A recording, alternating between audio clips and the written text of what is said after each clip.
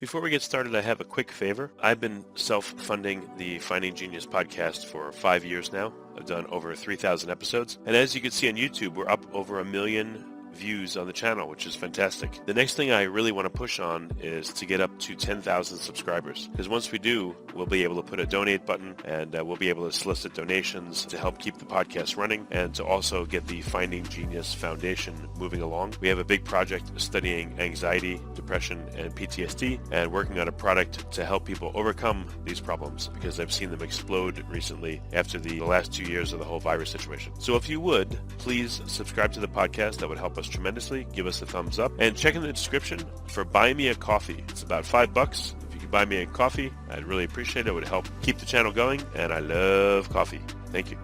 Forget frequently asked questions. Common sense, common knowledge, or Google. How about advice from a real genius? 95% of people in any profession are good enough to be qualified and licensed. 5% go above and beyond. They become very good at what they do, but only 0.1% are real geniuses. Richard Jacobs has made it his life's mission to find them for you. He hunts down and interviews geniuses in every field: sleep science, cancer, stem cells, ketogenic diets, and more. Here come the geniuses. This is the Finding Genius Podcast with Richard Jacobs.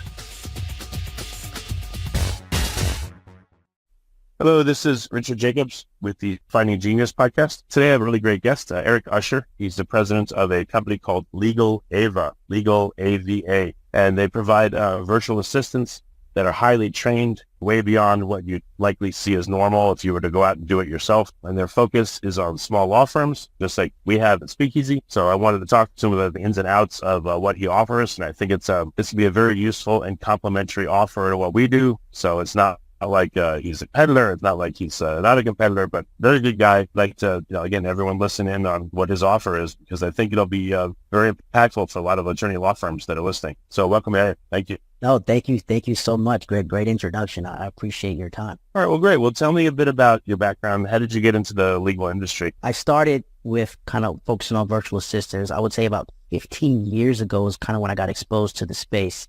I was reading 4 Hour Work Week by Tim Ferriss, and I was in disbelief at first because that's when I really kind of understood the value of time. And it was an interesting concept because, we all have 24 hours in a day, but to truly succeed in this economy, we have to leverage other people's time. And I remember as a kid, my stepdad, he was kind of one of those juggernauts, business mavericks, and he was a part of prepaid legal when it first kind of came about. And then when they changed their payment structure, he jumped into more of an office structure from an operations standpoint. And I remember as a kid passing out need a lawyer flyers throughout the city of East Point and just kind of really understanding the logistics of marketing a legal office. And, he always told me that, PT other people's time is really how you can truly leverage your growth. And then when I started, as an adult, when I read Tim Ferriss, I think he launched that book in 2009. I know a lot of us has probably read it, but to even leverage a 4 Hour Work Week using people overseas at that time, it was unheard of. There was a lot of Fortune 500 companies that were really, using virtual assistants. So there wasn't a lot of platforms out there. I remember using, I think, Odesk, Fiverr wasn't even out at the time. And I think it probably came out in 2010. Yeah, there's not a thing around. Yes, exactly. So I was one of those early adopters in that space, kind of really understanding. And at first it was real difficult because of the language barriers, the cultural barriers. And at that time, technology wasn't as advanced as it is now. So I had to go through a lot of learning curves, and I made a lot of mistakes because you assume that they're the expert because they have a well put together resume and you think, oh my God, at this cost, this person is going to be amazing. Not realizing that it's an actual sales strategy for them to get hired to edify themselves as an expert. And then when you're interviewing them, they're just going to tell you what you want to hear. So I made a lot of mistakes hiring the wrong people, and I got burned a lot along the way. So I kind of figured out the sweet. Not to wallow in the mistakes, but what's one mistake that now you look back and like, oh man, tell it to people to help them? Good. Yes, immediately. I mean, I would say the biggest mistake I made was kind of going based off of what I expected I wanted, meaning I was hiring for a specific role and they told me, yes, I can do that. I can accomplish that. It would only take me this long to do it. I know exactly what I wanted. Because a lot of times when you're hiring for something, a lot of times it's because either you don't have the time to do it or you don't know how to do it. So for me, I was just hiring because I needed someone that I didn't have the expertise to do. So I didn't have a clear SOP, standard operating procedure in place as far as exactly what I wanted to get done. So I started hiring people because they had skill sets that I thought I didn't have. And now that's a mistake I will never make again. So when you're hiring virtual assistants, you only want to hire virtual assistants based off of an SOP that you already have in place, based off a system that you already know, so that you can audit, so you can inspect what you expect. A lot of times we hire remotely because we're like, oh, this person has a skill set and it's at a cheaper rate, but you end up hurting yourself because you wasted time. And by the time they deliver it, you're like, what is this? This is not what I expected. So essentially, if you go to hire a virtual assistant in another country and you don't have a plan, you're just hoping they'll take the ball and run with it. You're actually going to spend probably double, triple, maybe 10 times the time now explaining the system that you needed to create for them in order for them to function. Is that correct? Accurate? Very accurate. Very accurate. So that was the biggest mistake that I made that I stopped doing. So we actually drafted an ebook on how to draft an SOP that we give away to anybody that does a consult. So that was a big thing for us. Okay. So you went through this on your own. You had your own VAs, and what happened next? So what happened next, I went to the second for the learning curve. So, I mean, hopefully I'm going to try to give a lot of my mistakes for your audience as possible, because, while I advocate to work with us, my biggest thing is let's leverage what's out there. So, you can do it yourself, right? You can go out there and try to figure it out. So learn the difference. Another mistake I made was dealing with the IP. Right. So a lot of times when you hire a virtual assistant, they typically create a unique email address. And a lot of businesses kind of like starting off, they don't really have a unique domain address. I'm sure if they work with you, they get trained on getting their website and their email and stuff like that. But a lot of them they don't. So they allow the VA to have their own email. And then now as you're sending emails to your VA, they're having all your data, they're having all your information. And then if,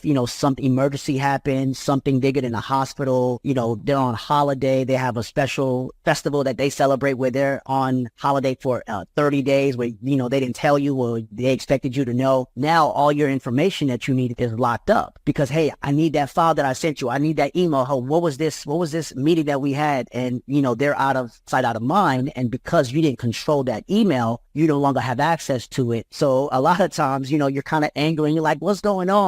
And if you kind of project that, then they could just say, you know what, never mind, walk away. And they have total access to that email. So now every VA that I hire, I give them an assigned email that I have total admin control over, that I can go in, change the passwords whenever I need to. I feel something is off, I can control the IP. I have all the data in their drive so that I'm no longer concerned about the information that I share because I control all that information. Yeah, it's a great step. Have you seen law firms use VAs where they actually have client-facing emails and it's not for, let's say it's ABC Law. So have you seen where they have VAs where they have joe@gmail.com and they'll email stuff to clients instead of Joe at ABC Law? So for the most part, no. So I've seen the attorneys pretty much create a unique email for the VA. Like even though the VA has their own email address, they create an email for the VA and they pretty much operate on that correspondence or through the CRM, the practice management software. The guy that I'm helping now, he actually made that mistake where she was using her own email address.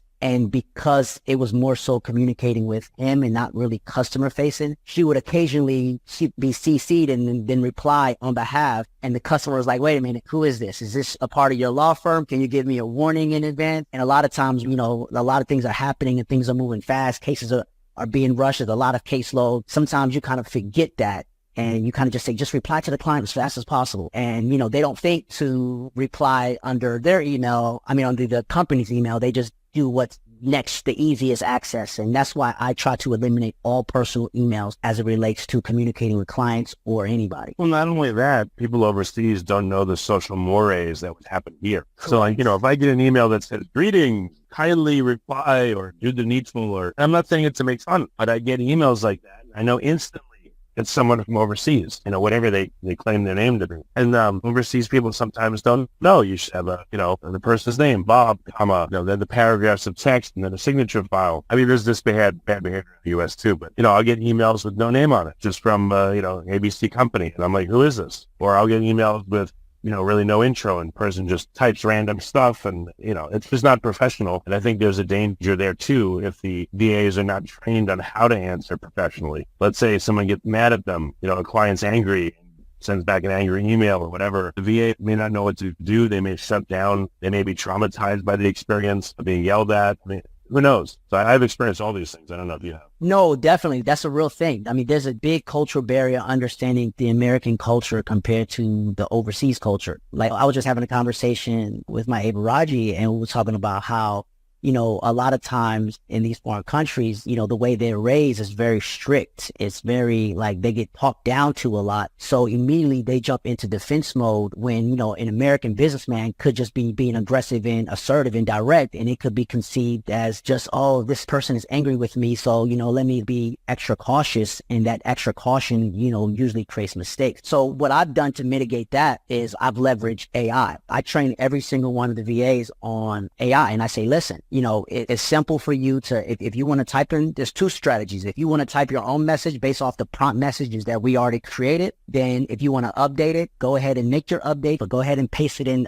AI to validate the grammar, validate the spelling, and all that fun stuff. And then if you don't understand how to respond to a certain email, copy and paste that into AI and then respond from that. And that has been helpful a lot because then, you know, AI typically has the right copy for the response.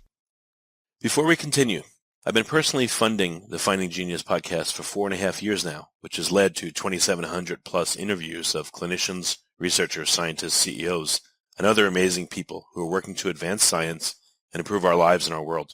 Even though this podcast gets 100,000 plus downloads a month, we need your help to reach hundreds of thousands more worldwide.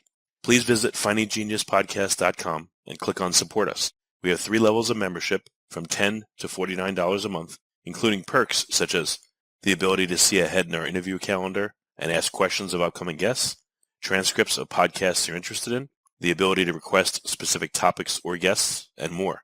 Visit findinggeniuspodcast.com and click Support Us today. Now back to the show. Really? How do you know that you're not going to get some really strange AI response the person will just use and not think is bad, and then it makes it even worse? Well, so a lot of times when you train a language model based off the prompts. So one of the biggest mistakes people have with AI is they assume that you could just dump everything into the chat. So they have this chat full of a whole bunch of skeleton different topics. Like, they're talking about food, they're talking about travel, they're talking about business. So what I've been able to do is I've been able to segment each chat specific to what I need. So I may have a chat specifically for customer service, and then I feed that chat all the possible Q&A questions already in advance, so that when you ask the AI the question, they already know, they have a reference point of how to answer the question already. I've learned by doing that and staying strict to that chat, you have much better response rates without I haven't had any kind of faulty or fake responses, because it's all responses that I've prompted in advance. And that's kind of one of the most important things as well with VAs. Like, when you hire a VA, you want to have prompts, like, I have like a whole Excel, like a whole sheet of prompts where they can just copy and paste. That's where the SOP come in place, where I don't want you to think. I'm doing the thinking for you. I just need you to do. The moment I'm requiring you to think, that's when I have to pay more, because there's different tiers of VAs as well. Like, you have the VAs where you pay a little more and they can do the thinking for you. But then a lot of times when we're starting off, we typically want to go on the cheaper route. And when we're going on the cheaper route, then you don't want that VA to think. You want that VA to do. So it's literally copy and paste. You know, some of the problems too, some people have a tendency to micromanage. Some people want to say, I hired this person, just go and do and leave me alone. I don't want to have to, you know, I'm paying you. I shouldn't have to tell you anything. You know, so there's 2 opposites of the spectrum. How do you teach clients the right way to work with the VA? You know, do they need to gauge what level of management this person needs, or do they become preset with your knowledge? Like, do you know, other VAs do you have? Can you tell them, like, all right, this one can do this and that, but they can't do this. And this one can do all of this, but not that.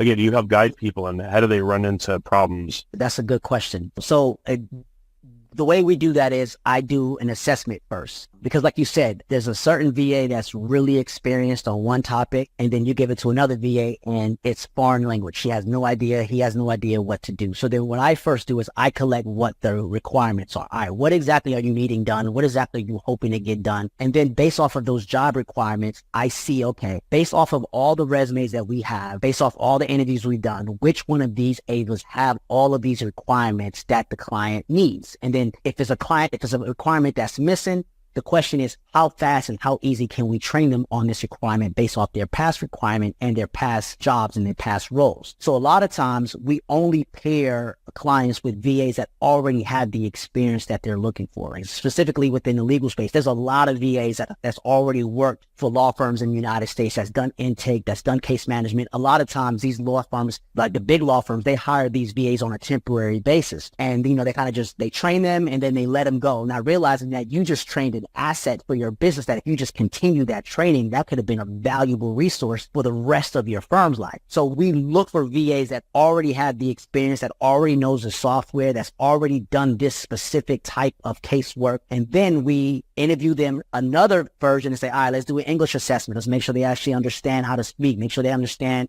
exactly what that client is looking for. And then once we've kind of finalized the top two, then we send that to the client to assess their resume. Then the client looks at them and say, hey, I want to interview this person. And then during that interview, a lot of times the client asks a lot of trick questions to see if they kind of can interrupt their thought process. And we kind of do that before the interview as well. So we can make sure that, this is just not a wasted interview, because, a lawyer's time is very important. So we try to make sure that when they interview somebody, they're happy. And a lot of times when they've done the interview, they're like, okay, I want to hire them now. So that's kind of my experience, because we find somebody that they probably not even expecting can meet these criteria at the price point. Well, tell me, so when attorneys go and find their own VA, what training have you seen them do, and what training do you guys do? Like, how much more extensive and inclusive is the training that you do? So we have an AVA Academy we're establishing, where we're giving our VAs training throughout. So even when they hire their VA, we're still doing continual education, because one thing that we learn as far as retaining VAs so that we can have low churn is actually giving them certifications.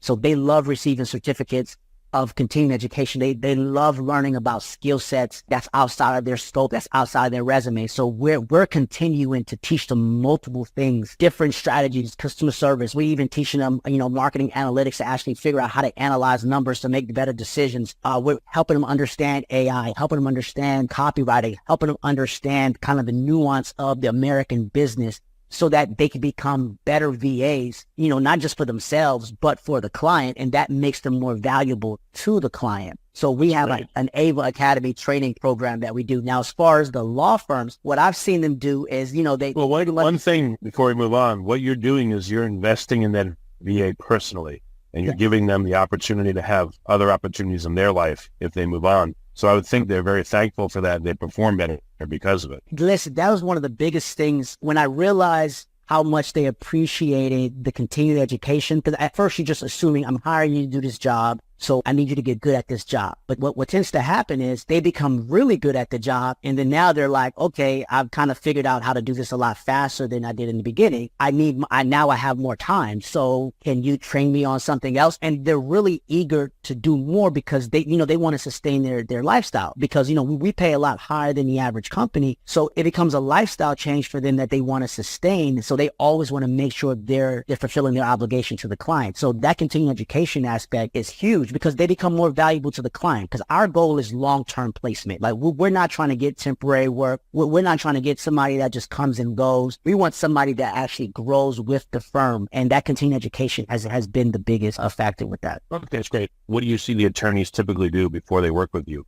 How do they miss up? So with me, or how they train the VA? Right, with how they train the VAs. When you hear stories from people that are frustrated and now have come to you, what are the common elements of those stories? So a lot of times I've noticed that it's really rare that attorneys have SOPs in place, because it's so many different cases. It's hard to really kind of pinpoint procedures for all these variable cases. But one person or one firm, what they typically did, which kind of got annoying pretty quickly, was they started doing kind of like the traditional onboarding with their employees. They say, all right, we're going to do a Zoom. I'm going to have you sit with my lead paralegal, and you're just going to watch her. You're going to, kind of listen in on the calls. You're going to, see how they do the paperwork, how they do the filing. And what tends to happen is they get frustrated because they're not paralegal. So unless they understand what they're seeing, what they're hearing, what they're paying attention to, it's a learning curve that's normally and creates that frustration, because the attorney is like, okay, why are you not learning this fast enough? Like, what's going on? I thought you were experiencing this. And a lot of times they were experienced in customer service, case management. They were experienced in intake calls, which intake is just a list. And then you fill out paperwork and you make sure that they actually receive the documents and stuff like that. So it's a lot easier procedure. But when the attorneys are actually training, what they're wanting to do is they're wanting to train the VA like as if they would train their paralegal. And that normally is kind of like the recipe for disaster because you're putting too much on their plate before they can digest what you actually want them to do. And from the one attorney I spoke to, a lot of times it was because they wanted to make sure that the VA didn't mess up when talking to the clients.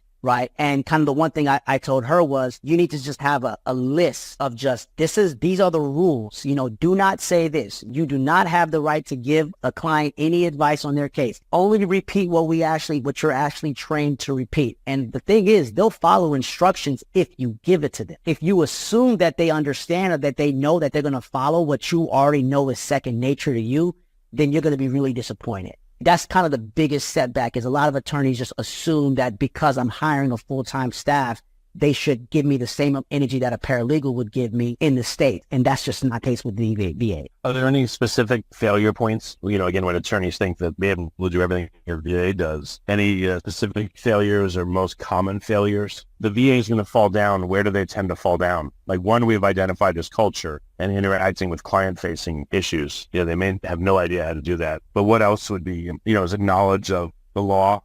I mean, I would say, yeah. What level do you train them versus a paralegal will be trained? Correct. Yeah. So we don't train them on case law. So understanding, well, actually this litigation paralegal that I was able to place, he worked with several law firms because he had the experience, but he was actually applying to be an intake specialist. But when I reviewed his resume, I was like, you have a lot of experience. I was like, you've done research, you've drafted. He said, yeah, I've drafted. They taught you how to draft. So I was able to get him placed with an attorney that was looking for a litigation VA. So that worked out great. So, but for the most part, a lot of the VAs, they don't have that experience. Like their experience is traditionally focused on client intake and then case management. Like what they're really good at is becoming an expert at your software. That's kind of one of the best things that I've saw. The moment you try to get them to start looking at documents and case files, that's when you're losing them because there's a lot of different cases based off the state. There's a lot of nuances to each case. So I say if you want to eventually get them there, then you can work them up to that, but start at the basic. It's kind of like you want to start somebody in the mailroom and then work their way up. And the thing is, if you invest that time and energy, then they will be successful at it. And that's one thing that we do also. We actually take the time based off the client's requirement to train the VA. So if a client says, hey, I want this person to be trained on this and they're not trained on this, but I want this specific VA because their diction is good. They seem to have good work ethic. I like their resume. They did a good interview, but I don't have the time to train them. We actually will take that on and we'll train them based off of that requirement so that attorney doesn't have to do that. And typically it takes about, I would say 30 days to really get them good, 90 days to really get them like, wow, like that's when you really start becoming impressed with your investment. So what's a practice area, you know, that comes to mind where you did training for the VA and what did that look like? Maybe a brief sketch. Practice area, I would say the best one was when we did a software switch. We switched from my case to CasePeer. And of course, whenever firms do anything that's changing anything, it's always kind of a lot of friction. It took a lot for the attorneys to even get to that point. So the VA was already an expert in my case. So it was now time for her to become an expert at CasePeer. So then, you know, they have all these different training modules. And then, you know, your staff just doesn't have the time to go through all the videos. You give them the videos, you give them the emails, but they don't do it. They skim through it because they have a whole bunch of caseload. They're like, I don't have time for this. I got to focus on my cases. So we actually make the VA, the AVA, she learns everything. She becomes the expert in CasePeer. She started talking to the customer service reps. She starts learning everything about us. So then now she becomes the bridge point between the staff and the software. So then now whenever the staff have any questions or, hey, I need you to do this, they just send it over to the AVA. And then now the AVA is utilizing the software better than ever before because softwares work. You just have to utilize them. And a lot of firms are not utilizing the software. So that was probably the best use case where we were able to integrate CasePeer within like 60 days before the firm was able to like completely eliminate my case and really fully integrate CasePeer. And then it became a good thing because we were able to be a lot more productive and actually get an update on our cases. And then able to do the follow-ups. That was a really good experience that I saw. The lawyers were really apprehensive at first, but I said, just trust me on this process. It's going to work. And I'm happy they did because they're a lot more productive now. Yeah, when, you know, we've changed software on various things and there's a transition period and it's a lot of work. And you got to understand the new software too. So for an attorney, I'm sure they're like, I don't want to learn this stuff. And they're afraid, what if we have to call up this company now and they don't have good customer service, or we don't know how to use it, or they're going to charge us extra just to learn it. And so to have an in-house expert on the software would really help a lot. I mean, I would guess most attorneys, legend has it, we only use 10% of our brain, supposedly. Maybe we're only using 10% of the software capabilities of everything we have without training. Correct. I mean, it's really a game changer when you really start utilizing that software, and having it able to become the CRM expert is almost a hack within itself. Excellent. Okay. What about how an attorney interacts with their AVA? We spoke about this before. Some may have the tendency to micromanage. Some may be, you just do everything yourself. I don't want to even look at it. What kind of training do you have for the attorney? Not that there's anything wrong with them, but to help them to utilize their AVA a lot more successfully than they otherwise would. So I recently I implemented this because I noticed a problem, because a lot of times, because they're overseas, you have WhatsApp, you have Skype, you have email. So what we recently did a partnership with NetLink, where we are now giving each attorney their own VoIP line that's a part of the subscription. And that VoIP line pretty much has their own branded name. And a lot of times they're using that number for incoming calls. So implementing that has made it a lot easier for the attorneys to communicate with the AVA, because they can just call directly, or the AVA gives them a call following up on meetings that's coming up. Or if they have a meeting that's queued, the AVA gives them a call and then they ping into the client. So utilizing that VoIP line has been probably the fastest and easiest way for the attorneys to communicate with the AVA, because when they're online, so you can contact them at any moment. So you're really just calling a local number that's your firm's number, and then your AVA is answering. Prior to that, we were just doing WhatsApp and email. So every morning, the AVA would send an email, pretty much an update of what's on the calendar for the day, what clients need to be contacted, what clients were forgotten about, like the days prior that are like an urgent matter. What are some deadlines that need to be hit? What are things that needs to be submitted? That happens every morning. And then they normally do an end of the day report of hey, this is what I completed at the end of the day. This is what we're expecting tomorrow. These are some things that you need to be prepared for tomorrow. So they maintain a really good communication cycle. And then now with the VoIP integration, it's a lot easier to just give them a call and then they pick up right away. That's great. What I'm hearing is that you're really looking, course correcting, improving rapidly and in a lot of areas, which is great. So I know that attorneys that will work with you will experience that as well. Things will continue to get better and better, and their concerns are going to be listened to because you're always innovating, which is great. It's not some just, give us your feedback and we ignore you type thing. So I'm glad to hear all these nuances and things you're figuring out. Oh man, it's important. I appreciate that. We're trying to establish long-term relationships, because it benefits us because we have a long-term client, and it benefits them because now they have a long-term staff member that's just getting better and better with every new iteration. So no, I appreciate that. Yeah, we talked about this a while ago, and I saw in the literature you had a no-ghost guarantee. I'm guessing that, I've heard here, unfortunately in the U.S., what's called quiet quitting and ghosting. Sometimes I've had this happen too in the past. An employee just stops, they disappear. There's no word. It's weird. And you think they become like a missing person. I don't know if you've ever encountered that, but what is this no-ghost guarantee, and how does that work with your VAs? So the no-ghost guarantee was exactly for that. I mean, when you're working with someone remote, there's so many different reasons where they just, become unresponsive, unavailable. I mean, and it could be for really justified reasons. They could be admitted to the hospital and you just don't know. And then they get back to you within a week or 48 hours, but your business still has to continue. Your business still has to run. So the no-ghost guarantee, what that does is we pretty much onboard a kind of a part-time VA that we cross-train with their full-time VA so that they can actually know and understand everything that's going on with the firm. So in the event that the VA is not available, in the event that the VA has to go on holiday or what have you, and that lawyer really needs somebody there, that VA is already hip to what's going on, to understand the software, can already jump in and help. And a lot of times this is also kind of a segue, because what I've noticed is a lot of attorneys end up hiring multiple VAs as they get comfortable with it. So then that no-ghost AVA ends up becoming the second hire, so that's already trained, so that learning curve is almost cut immediately, because they're just right there already ready, and then we just can employ another part-time VA that can learn everything that they need to know just in case something bad happens. But yeah, that no-ghost guarantee was a game changer. So yeah, that's great. Yeah, I worked with people, I'll give you some examples of the things I've run into. I had a couple of staff members in Kenya, and I didn't realize that unfortunately, that country experiences like 70 blackouts a year.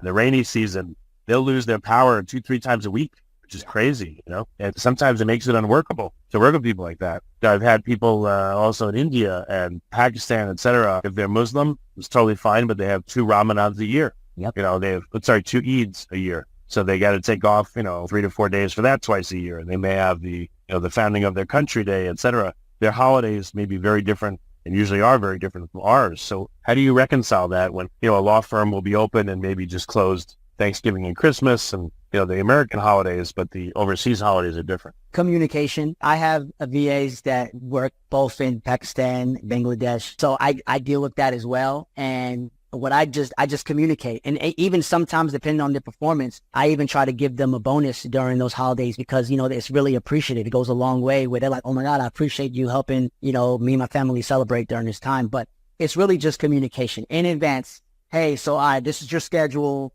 So during the year, what are some things I need to be aware about? You probably have an anniversary with your wife, or you have something going on with your family, or you have a annual ritual that you do that you just can't get out of. I need to know what those things are in advance so that I can plan around those. A lot of times when you know in advance, you can kind of plan around it where it's like, all right, so you're going to be gone for these 2 days. I need you to get all this stuff done so I'm not even worried about it.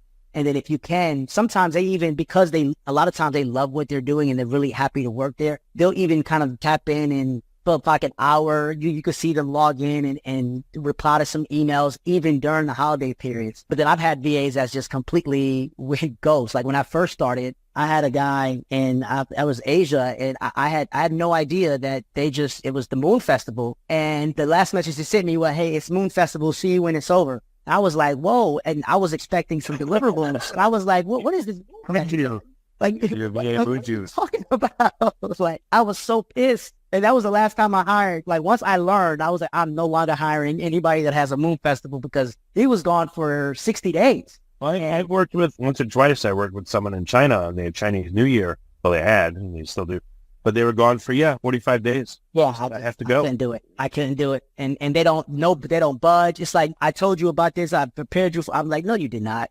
So that was a lot of my learning curve. So that's why I'm very particular on who I hire, because that can make or break your business right there. Yeah, definitely. Well, it's good to know all these landmines so that you clear them away for attorneys. Exactly. Okay. So what does this process look like? Well, let me back up.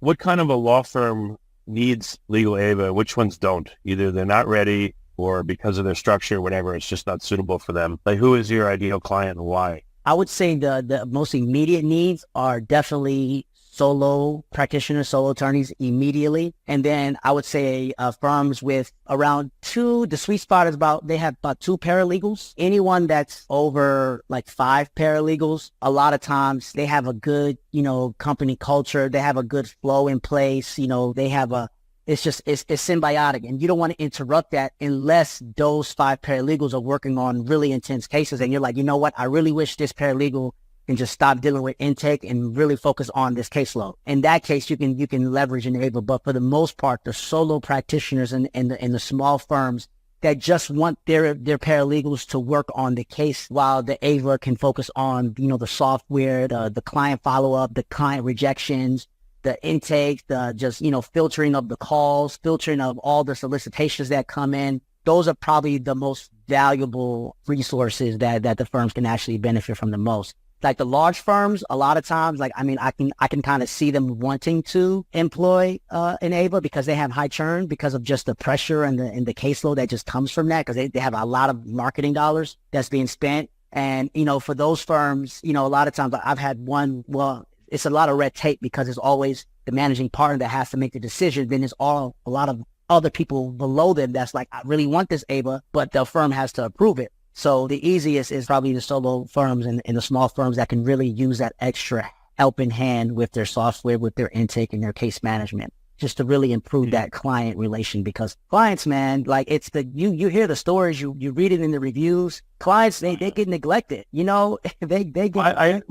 I'll give you a very visceral example. So we run an answering service in addition to the marketing we do.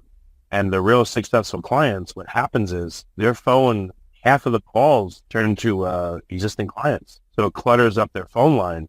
And they're getting so many calls from current clients that it's just choking everything. They can't handle their normal flow, and they can't take on new clients as effectively because there's so many that, and you can tell, why would so many of these people call in? Because the inner dynamics of the firm aren't mature enough with their processes to work with these people. So they're calling in saying, what's going on with my case? There's just one example I see. Oh no, that all they want is an update. What I've learned, all the client, hey, I'm sorry, but we currently don't have an update on your case. We've submitted it over, we're waiting to get the report back, waiting to get the medical records back. The client just wants to know you're working on the case. And a lot of times we just communicate that, they feel a lot better. But what the client doesn't know is the attorney is actually working on the case, and the attorney has bigger fish to fry. So attorney doesn't want to take the time to really just break down the small nuances and repeat the same thing over and over again. That takes away. The attorney's time is so valuable that you don't really just want to waste it just repeating the same thing over and over. But you get an AVA in place where, hey, you have a weekly or bi-weekly cadence, and then you ask the client, hey, I know I've been following up with you every week. Do you want me to continue following up weekly, or would you prefer bi-weekly? And a lot of times they say, you know what, you've been consistent. Just let me know whenever attorney's available. But in bi-weekly follow-ups, okay. And you'll be surprised how better your reviews will be. And then the residual aspect of them talking about their case with their friends. Because the one thing that attorneys don't know, or they probably do know, they just not aware of, is every case that they have, their client is talking to everybody around them, because, we're part of the gossip culture where it's like, oh, I got an attorney, I have a case. So what's going on? Oh, I haven't heard from my attorney in forever. And those are negative. Yeah, that's what we hear. That's what we hear all the time is my attorney won't call me back all the time, every day. Well, especially the answering service, but that's not good. I mean, if you're hurting the business. Yeah. Think about it, you pay someone, you're frightened. They're there to represent you in a legal matter, which is scary. You're probably thinking about it day and night in the shower all the time. And then on answering you back, you start to freak out. And then people do crazy stuff, bad reviews, I'm firing you, all kinds of stuff like that. So, I had a buddy that did that. Oh, really? Oh my God, it was bad. He called me. He was because I referred him to an attorney, and he went with the 25% lawyer instead. And I was like, don't do that, because based off your case, you may have to take it to trial. And if you do the 25% lawyer, that means you're going to have to get another lawyer to actually, it's going to be a cluster. You don't want to do that. But he just seems like, oh, I want more money, so I'm going to do this route. And he was getting the runaround, and he was like, I'm just trying to get back to my lawyers. But then he called me venting, and then he left a long negative review. Like, it was almost a sonnet of just how bad the attorney was, all because he didn't respond to him. And then the attorney saw that, responded immediately, gave him an update on the case, and he was just literally 24 hours delayed of just updating. He was like, oh, I'm sorry, I kind of left a bad review on your, but someone saw that. Once something is online, whether you delete it or not, it's there. It's a digital footprint. So it's... You know what you can do? Why can't you say to your clients, SOP, we will update you every Friday on the case, even if nothing's going on. You'll get it in email at end of day at 5 p.m. And again, if it says nothing has changed, we put no update. If something has happened, we put it there. Every week, you're going to get that. They will love that. That would help. They will love that. Because then now they can brag, oh, my attorney communicates with me all the time. Oh, really? I need to use your attorney moving forward because my attorney never talks to me. So, that'd be a big game changer for me. Okay. Well, no, that's really great. What happens if the VA has to interact with not just the attorney that hires them, but, paralegals or other staff? Do you have any, where other people in the firm will be like, they'll try to use the VA and give them stuff to do, and the VA gets conflicted as to who their boss is? Like, how do you set those rules? Well, no, we welcome that. So especially if it's a paralegal, like the goal of an AVA is to make the paralegal's job easier. Like the paralegals that have utilized an AVA, like, oh my gosh, the AVAs are the best because they're essentially a second tool for them. Now, where it gets conflicted is when you have, multiple managing partners that are trying to leverage the VA for different cases, where it's like the VA is assigned to this partner and this paralegal, so they're working on these cases, and then the managing partner say, well, hey, can I use your VA for this case study that I'm doing, or I need them to email some people. And a lot of times, if the AVA has the time, she's willing to do it, or he's willing to do it, it's okay. But if they're not, then it's kind of like, hey, you probably should just get your own AVA so that you can have all these things taken care of yourself. But I mean, as within that 40-hour work week, if they have the time, they're more than happy to assist. Like there's never a discrepancy as far as who's the boss, because the firm is the goal. The firm's success is the goal. So, they typically assist everybody, and they're happy to do so. Okay, that's great to hear. What other aspects of the onboarding have you smoothed out or of the ongoing operations have you smoothed out? What other tools or dashboards or reporting have you developed for firms? So we already kind of have like the EODs, the end-of-day reports. We have KPI metrics, key performance indicator metrics. It really depends on what they're looking for. So a lot of times whenever an AVA gets hired, one of the first things that, whether the attorney asks for it or not, the first thing that I say, all right, so this is your first task while you're going to this training. Your first task is to draft an SOP for this firm, so that the AVA's job is to pretty much collect all the data they're receiving and draft an SOP specifically for this firm, so that the firm knows exactly what to expect. And then from that SOP, you can get KPIs, which is the key performance indicators, because the AVA wants to know, how do you know if I'm successful at my job? How do you know I'm doing what I'm doing well? Because they love that. And then because we have a bonus structure where we incentivize the AVAs to do well with the firm. So in order for them to, be incentivized or receive their bonuses, we have to know if they're hitting their KPIs. So we have these tables that's already preset, and we have percentages allocated to it. And as long as they're over 80%, then, that's a passing grade. But traditionally 100 is what we aim for. But 80% that we have seen historically in the beginning is kind of where they start to feel like they're empowered and they know exactly what they're doing. But yeah. One thing, so when I hear standard operating procedure, when I hear SOPs and KPIs and all that, I kind of feel like, oh, I got to do this work. Who in their mind would love to create an SOP? It sounds like it's deadly boring. Yes. And again, I don't know how to do it if I'm an average attorney. So how do you help them overcome that? Because I'm sure they're like, oh, I don't want to deal with this. Well, no, the attorney doesn't do it. So we have an ebook that we created, and the AVA creates the SOP on behalf of the attorney. The attorney just approves it. And then the AVA creates a KPI document on behalf. Is it do an impromptu interview with the attorney with a few set questions so they can craft the SOP, or do you have a library of standard ones per practice area that the attorneys, that they'll need so that AVAs are trained on it? Like, what does this part of the business look like? So what I've seen, because a lot of times I have my own kind of operating procedures for different things, for like custom calls and intake calls and case files. What I've seen is a lot of attorneys have their own systems in place that works for them. And I definitely don't want to infringe on that. So I say, whatever you already have in place, whatever you were going to train this AVA on, let's go ahead and just focus on that first. And then the AVA is going to take the notes and then pretty much take what you have. Because a lot of attorneys may already have a system in place, which is even better, because then now they can just plug and play and then create some KPIs specifically to that. But essentially, we have an onboarding call where the AVA and the attorney get on the call and we kind of go over all the requirements. What exactly are you expecting? What is considered a successful day for you? What is going above and beyond? What are some things you do not want me to do? Just really like the attorney's able to just verbalize everything that they want. It's recorded so that the AVA can track it, and then the AVA documents it. And then once it's done, everything is for approval. That's one thing they should know, is everything is for approval. So before they submit anything to anybody, even an email, even a correspondence, it's for approval. And then once that attorney is comfortable with that, then that's when they start, we loosen the string a little bit so they're able to have a lot more flexibility. But a lot of times the firms come kind of with their own procedure in place that they just want the AVA to follow. And then the AVA just takes that and create an SOP and KPI. Great. All right. Well, I think we've uncovered a lot of really cool things here. I know that attorneys that are interested are going to have more questions. So what's the best way for an attorney to take action after listening to this? Do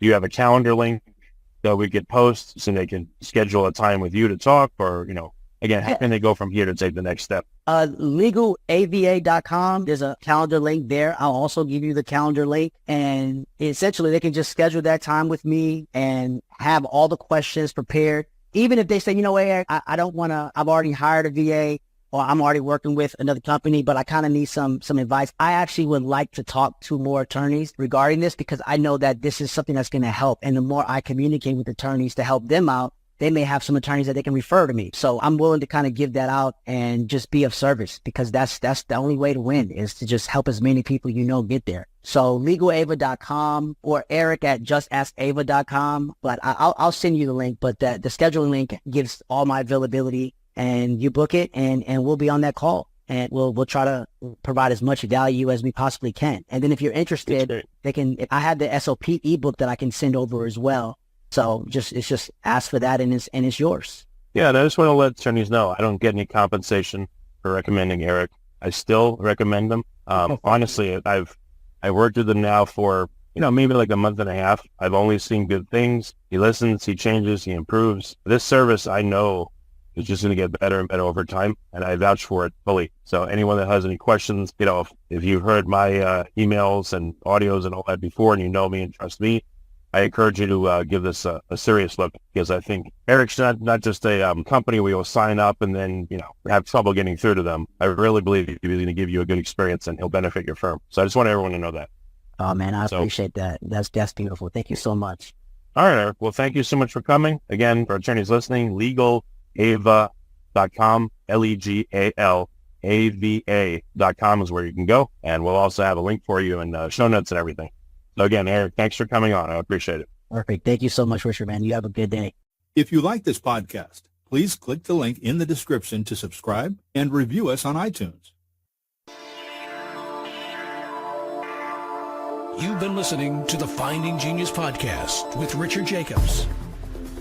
If you like what you hear, be sure to review and subscribe to the Finding Genius podcast on iTunes or wherever you listen to podcasts. And want to be smarter than everybody else? Become a premium member at findinggeniuspodcast.com. This podcast is for information only. No advice of any kind is being given. Any action you take or don't take as a result of listening is your sole responsibility. Consult professionals when advice is needed.